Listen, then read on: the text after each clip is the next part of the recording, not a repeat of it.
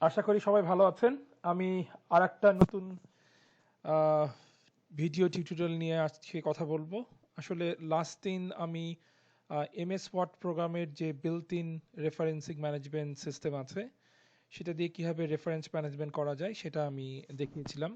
But সেটা দেখানোর পরে অনেকেই বলেছেন যে আসলে তারা মেন্ডেলে সম্বন্ধে জানতে চান। কারণ আমি অলরেডি বলেছি যে এননোট মেন্ডেলে এই দুটো হচ্ছে জনপ্রিয় সফটওয়্যার ফর রেফারেন্স ম্যানেজমেন্ট। যেহেতু ওয়ান নোটটা আপনার ফ্রি ভার্সন না, তো অনেকেই জানতে চেয়েছে যে মেন্ডেলেতে আমরা কিভাবে রেফারেন্স ম্যানেজমেন্ট করতে পারি। অবভিয়াসলি মেন্ডেলেতে কিছু ফিচার রয়েছে যে ফিচারগুলো এমএস ওয়ার্ডের ফিচারের চেয়ে অনেক অ্যাডভান্স, এবং যারা অ্যাডভান্স ইউজার ফ্রিকোয়েন্টলি আপনারা পেপার আর্টিকেল লিখছেন তাদের জন্য অবভিয়াসলি মেন্ডেলেটা ইউজ করা উচিত, অথবা যদি আপনার স্কোপ থাকে আপনি এন্ড নোট ইউজ করবেন। তারপর আমি দেখেছি যে অনেক শিক্ষার্থী এবং অনেক প্রফেসরও স্টিল মানে খুব সিনিয়র প্রফেসর টেকনোলজিতে খুব ভালো। তারপর অনেকে দেখেছি যে তারা এমএস ওয়ার্ডের যে built in reference management system সেটাই ব্যবহার করেন। এটা আসলে পার্সোনাল প্রেফারেন্সের ওপর নির্ভর করে আর কি। অনেকে বলেছে যে মেন্ডেলে হচ্ছে অনেক বেশি কম্প্রিহেন্সিভ, অনেক বেশি ইউজার ফ্রেন্ডলি দেন এমএস ওয়ার্ড। হ্যাঁ, ডেফিনেটলি। বাট আমি বলি যে ইউজেবিলিটির ব্যাপারগুলো আসলে এক একজনের কাছে এক একভাবে দেখা দেয়। যাই হোক, আমি আজকে মেন্ডেলের সম্বন্ধে বলতে চেয়েছি, মেন্ডেলের সম্বন্ধেই বলি। মেন্ডেলেতে আপনি রেফারেন্স ম্যানেজমেন্টের জন্য প্রথমে যে আপনি মেন্ডেলে এই ওয়েবসাইটে আপনাকে যেতে হবে, এবং এটা যাওয়ার পরে আপনি ডাউনলোড করে নেবেন। আমার অলরেডি ডাউনলোড করা আছে, আমি ডাউনলোড করার প্রসেসটা দেখাচ্ছি না। মেন্ডেলেতে দুটো ইম্পর্টেন্ট ইস্যুস, একটা হচ্ছে মেন্ডেলে ডেস্কটপ। ঠিক আছে, মেন্ডেলে ডেস্কটপ মানে আপনি যখন ডাউনলোড করবেন আপনার ডট ইএক্সি ফাইলটা রান করার পরে আপনি মেন্ডেলে ডেস্কটপটা আপনাকে ইনস্টল করে নিতে হবে। আর মেন্ডেলে ডেস্কটপ যখন আপনি ইনস্টল করবেন তখন আপনি দেখতে পাবেন যে আপনার আপনার এখানে মেন্ডেলে ডেস্কটপ নামে একটা অপশন থাকবে। ঠিক আছে, একটু ওয়েট করছি।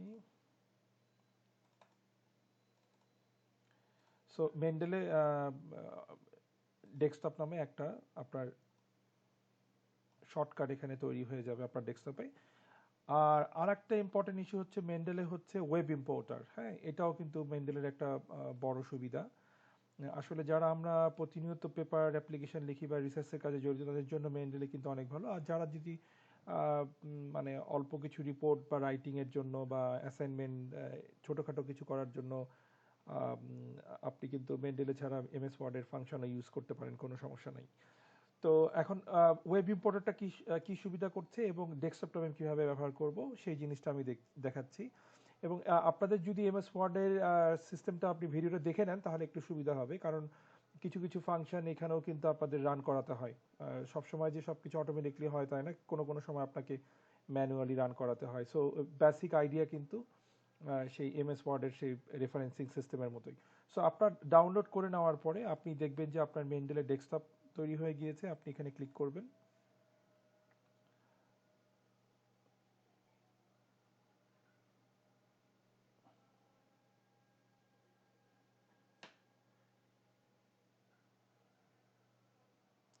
মেন্ডেলের ডেস্কটপ তৈরি হয়ে যাওয়ার পরে আপনি দেখছেন যে আমার এখানে অনেকগুলো ফাইল অলরেডি আছে।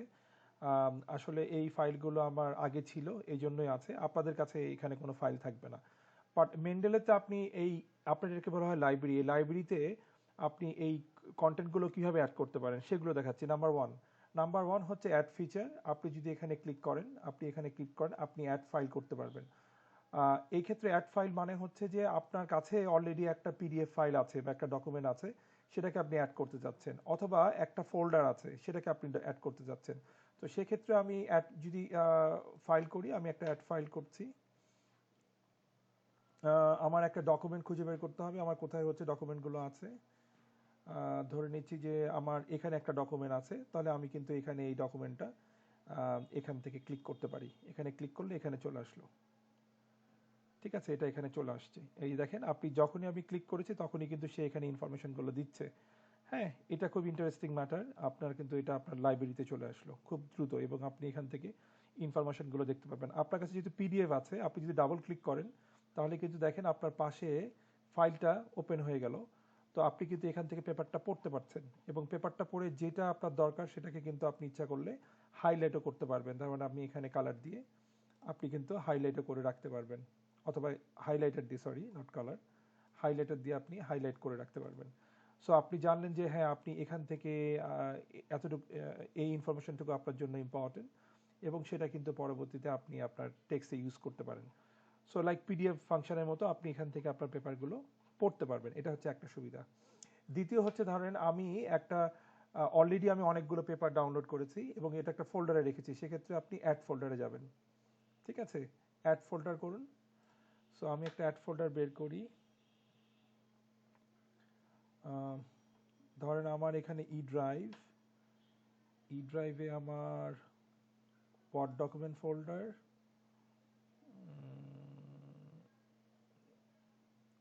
ধরে নেন যে আমার কিছু ইয়ে আছে, যেমন এফবি রিসার্চ। আচ্ছা, এখানে প্রায়, ওকে লেটস সি, আপনি যদি এখানে আমি আচ্ছা আমি দেখাচ্ছি, ফর্মাটিভ রিফ্লেকটিভ কনস্ট্রাক্ট, এইটার আমি যদি নেই, এটাকে যদি পুরোটা ওপেন করি, যতগুলো পেপার আছে এখানে সবগুলো অ্যাড হয়ে যাবে। দেখেন এগুলো পেপারগুলো অ্যাড হয়ে গিয়েছে। হ্যাঁ, আপনার যত পেপার আছে এগুলো পেপার, এই পেপারগুলো সবগুলো একটা মাত্র ফোল্ডার থেকে এসেছে। তো এর মধ্যে কিছু কিছু দেখতেছি যে edit will affect selected document, কিছু কিছু ডকুমেন্ট আসলে ডুপ্লিকেট আছে, কয়েকবার আসছে, সেক্ষেত্রে আমি এখানে মার্জ ডকুমেন্ট করে নিতে পারি। অথবা আমি যেটাকে আমি করতে পারি যে না আমি এটা করবো না, আমি এটা নাও করতে পারি। তো আপনি রিসেন্টলি অ্যাডেড এই অপশনগুলো দেখেন, তাহলে কিন্তু আপনি দেখতে পাচ্ছেন যে আপনি এখানে যে ডকুমেন্টগুলো আপনার জাস্ট আমরা মাত্র অ্যাড করেছি সেগুলো কিন্তু আপনারা এখানে দেখতে পাচ্ছেন। হ্যাঁ, এগুলো কিন্তু রিসেন্ট অ্যাড ডকুমেন্টগুলো দেখতে পাচ্ছেন। সো এইভাবে কিন্তু আমরা এই লাইব্রেরিতে আপনার ইনফরমেশনগুলো আনতে পারি। ঠিক আছে। আচ্ছা, আরেকভাবে করতে পারি, অ্যাড এন্টার ম্যানুয়ালি।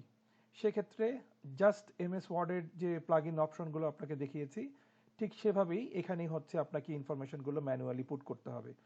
আপনি যদি জার্নাল আর্টিকেল চান জার্নাল আর্টিকেল ইউজ করবেন, না হলে কিন্তু আপনি চেঞ্জ করে বুক বা বুক সেকশন, এটা জাস্ট এমএস ওয়ার্ডের মতো।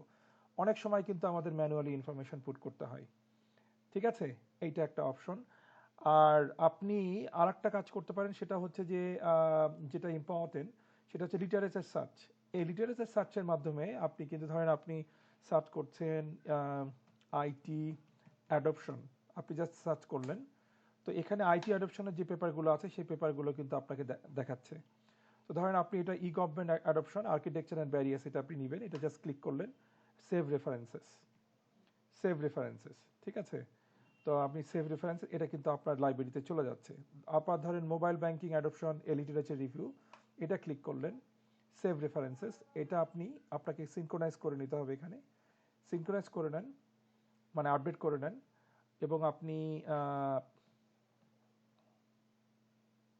একটু আমি ওয়েট করছি সিনক্রোনাইজ হওয়ার জন্য।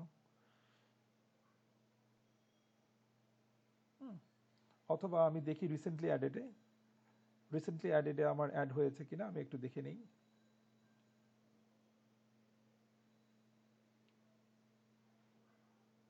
এখনো হয়নি, এটা অল ডকুমেন্টস কাজ করছে। রিসেন্টলি অ্যাডেডে দেখি, আমি দেখেছি এখানে মোবাইল ব্যাংকিং অ্যাডপশন। আমি এখানে সার্চ করতে পারি, আমি যদি এখানে সার্চ করি রিসেন্টলি অ্যাডেড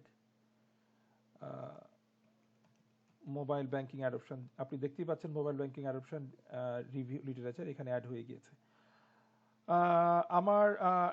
আমাকে একজন অডিয়েন্স বলেছে যে কোনো কোনো ক্ষেত্রে আসলে মেন্ডেলের রেফারেন্সিং ঠিক মতো কাজ করে না রেফারেন্সের বিব্লিওগ্রাফির ক্ষেত্রে।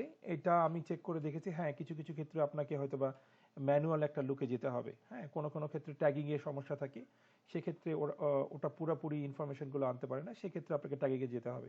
বাট সুবিধা হচ্ছে আপনি এখানে হয় নাম দিয়ে অথবা টাইটেল দিয়ে কিন্তু আপনি আপনার মানে ফাইলগুলো খুঁজে বের করতে পারেন। হ্যাঁ, মোবাইল ব্যাংকিং আপনি দেখতেই পাচ্ছেন এটা, অথবা আপনি যদি দেখেন অ্যাডপশন, তাও কিন্তু আপনি এই জিনিসগুলো দেখতে পাচ্ছেন।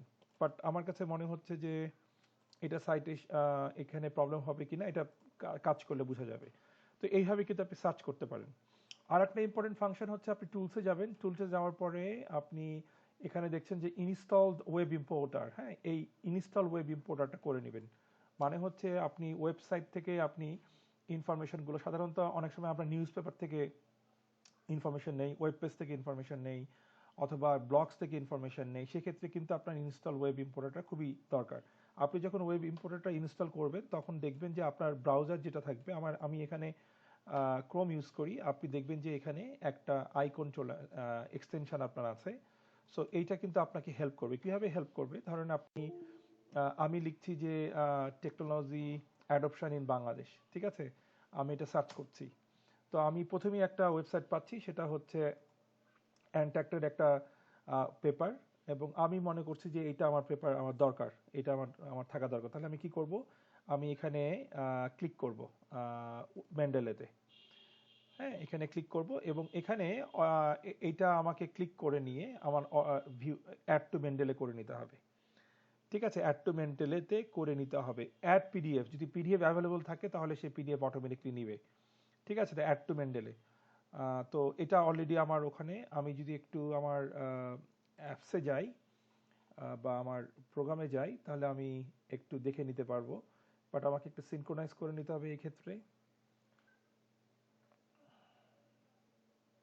আমি দেখি রিসেন্টলি কি কি অ্যাড হয়েছে। আসলে রিসেন্টলি অনেকগুলোই অ্যাড করেছি। এই দেখেন অ্যানট্যাগডের পেপার, কিন্তু দেখেন অথার নাম নাই। এটা একটা সমস্যা। আপনি যখন এটাকে সাইট করবেন, দেখেন আমি একটু সাইট করছি রেফারেন্সেস।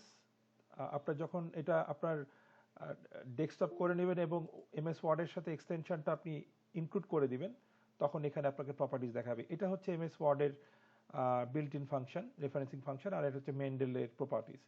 সো এই ক্ষেত্রে আপনাকে এটা দেখাবে just similar to MS word function. আপনি এখানে যদি ইনসার্ট করেন, দুইভাবে আপনি ইনসার্ট করতে পারেন। আমি যেটা হচ্ছে যে আপনি এখানে টাইটেল লিখতে পারেন অথবা অথারের নাম লিখতে পারেন। আমি ধরেন টাইটেল লিখলাম অ্যাডপশন।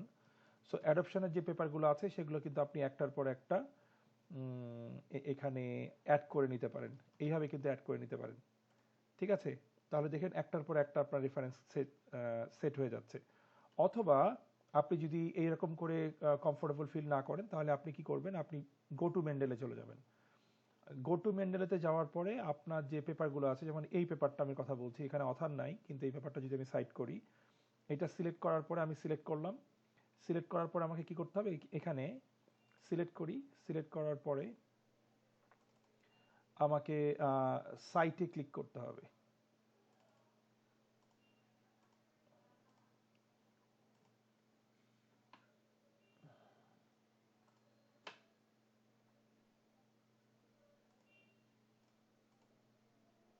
জাস্ট এ মিনিট, একটু টেকনিক্যাল এরর আমি দেখছি। রাইট, আমি এটা সিলেক্ট করলাম, সিলেক্ট করার পরে আমাকে সাইট করতে হবে। তো সাইট করলে হচ্ছে কি একটু দেখি।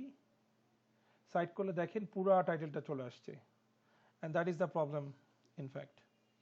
ঠিক আছে, মানে সব কিছু আপনার অটোমেটিকলি হয় না। সেক্ষেত্রে আমাকে কি করতে হবে? আপনাকে আগে লাইব্রেরিতে যেতে হবে, তারপরে এই ফাইলটা আপনাকে ঠিক করে নিতে হবে। আপনি ডিটেলস আর কারেক্ট না দিয়ে আপনি এটাকে ঠিক করে নেন। ঠিক করতে গেলে আমাকে যে কাজটা করতে হবে, অথার, এক্ষেত্রে আমি অথার দেখতেছি আনট্যাগ ইউএনসি, মানে এটা ইনস্টিটিউশনাল অথার আসলে। আনট্যাগড এটা লিখে নেন। আমি আসলে আগে টাইপ করা ছিল, এই জন্য সাজেশন দেখাচ্ছে, আপনি টেকে ইনস্টিটিউশন বা অর্গানাইজেশন। তারপরে পাবলিকেশনের ক্ষেত্রে এটা 2000, একটু দেখে নিই কত সালের। এটা আমার কাজ শেষ 2007, তো আমি 2007-এর টাইম দিচ্ছি। তাহলে দেখেন এটা কিন্তু অলরেডি আপডেট হচ্ছে। আমি যদি এখন এটাকে ক্লিক করি, সরি এখানে না, পাবলিকেশনে না, এটা হচ্ছে ইয়ারে হবে 2007, এটা অলরেডি আপডেট হয়েছে। ওকে, ডিটেলস 2007 চলে আসছে। তো এখন আমি যদি মেন্ডেলের আপনাকে অলরেডি দেখালাম যে কিভাবে আপনি এই কাজগুলো করতে পারেন। এখন যদি আপনি ইনসার্ট সাইটেশন যান, গো টু মেন্ডেলে যান, আপনি অ্যানট্যাগ দিলেন, সাইট দিলেন, সাইট দিলেন, এখন দেখেন কোনো সমস্যা হবে না। ঠিক আছে, ঠিক এইভাবেই আপনি কিন্তু আরো রেফারেন্স অ্যাড করতে পারেন। ইনসার্ট সাইটেশন, আপনি ইচ্ছা করলে ধরেন আমি লিখলাম আইটি কন্টিনিউয়েন্স, এই নামে যতগুলো পেপার আছে, ঠিক আছে, সবগুলো পেপার এখানে দেখাবে। খুব কম পেপার দেখাচ্ছে, সো দেয়ারফর আপনি কিওয়ার্ড দিয়ে সার্চ করতে পারেন, আপনি জার্নাল দিয়ে সার্চ করতে পারেন, আপনি অথার দিয়ে সার্চ করতে পারেন, অথবা আপনি গো টু লাইব্রেরিতে যেয়ে আপনার যেটা যেটা দরকার সেটা কিন্তু এখান থেকেও সার্চ করতে পারেন। আইটি অ্যাডপশন, অথবা আমি অলরেডি বলেছি আর কি দেখাতে পারি। ধরেন আপনি কনজিউমার রিসার্চ, হ্যাঁ, কনজিউমার অ্যাকসেপ্টেন্স, আচ্ছা ঠিক আছে আমি এটা নিলাম, সাইট করলাম, ঠিক আছে। আচ্ছা ধরেন আমি এখানে একটা সাইটেশন করব। আমি এখানে সাইটেশন করার জন্য আমাকে যে কাজটা করতে হবে যে আমি ইনসার্ট সাইটেশনে যাব। যাওয়ার পরে আমি অলরেডি বলেছি যে আপনি অথার, ইয়ার অথবা টাইটেল দিয়ে সার্চ করতে পারেন, অথবা আপনি গো টু ম্যান্ডেলাতে যেতে পারেন এবং যাওয়ার পরে আপনি ধরেন একটা কিওয়ার্ড লিখলেন কনজিউমার, এবং কনজিউমার থেকে আপনি এই ধরেন এই পেপারটা নিতে যাচ্ছেন, তারপরে ধরেন এই পেপারটা নিতে যাচ্ছেন, তারপরে এই পেপারটা নিতে ওকে আমি ওয়ান বাই ওয়ান সিলেক্ট করি। দেন সাইট, তারপরে হচ্ছে আপনার আরেকটা পেপার আপনি নিতে যাচ্ছেন, হ্যাঁ, সাইট, আরেকটা পেপার নিতে যাচ্ছেন, সাইট, এইভাবে আপনি কিন্তু সাইট করতে পারেন, ঠিক আছে।